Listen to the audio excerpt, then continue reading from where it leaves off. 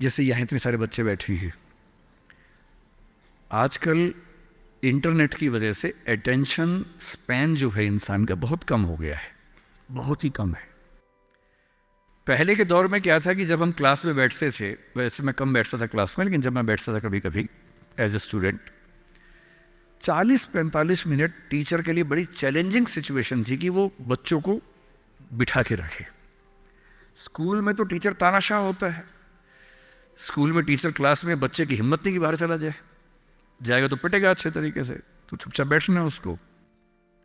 College में आता ही क्या होता है कि कॉलेज में बच्चों के ऊपर, दिल्ली में, यहाँ का मुझे नहीं पता, दिल्ली में कंट्रोल नहीं कर सकते हैं कि आप बैठेंगे, बच्चे की चॉइस होती है। आप पढ़ा रहे हैं, बच्चे को अच्छा लगा तो बैठे, वरना चला गया। बड़ा मुश्किल होता है 40 मिनट में। 10 बच्चे आए थे, 2 ही बचे हैं, 8 चले गए। बहुत डिसहार्टनिंग होता है, दिल टूट जाता है, दिल बैठ जाता है, कैसे करें।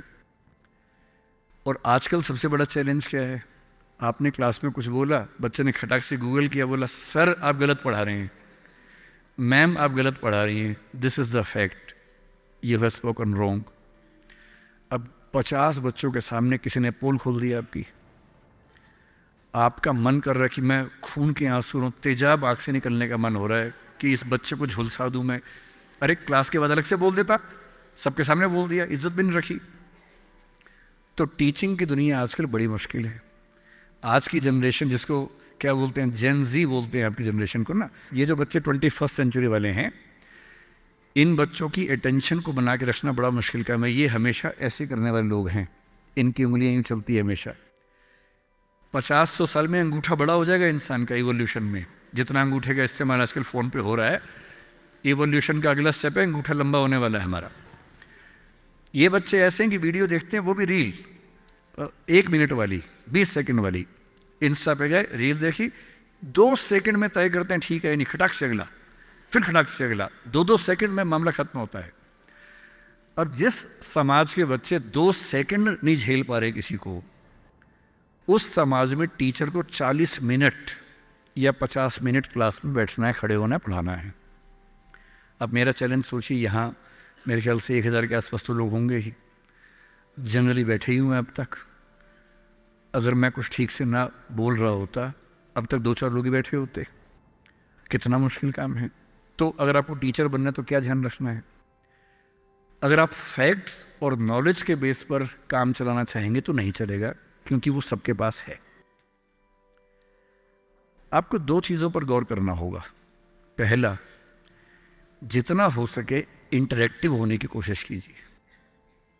वन वे कम्युनिकेशन अब नहीं चल सकता, भूल जाइए इस बात को। Communication has to be 2 sided. बच्चे क्लास में इन्वॉल्व रहें, बोल सकें, सवाल खड़े कर सकें, आप जवाब दें। और जब बच्चे सवाल करते हैं तो कभी कभी कड़वे सवाल भी करते हैं।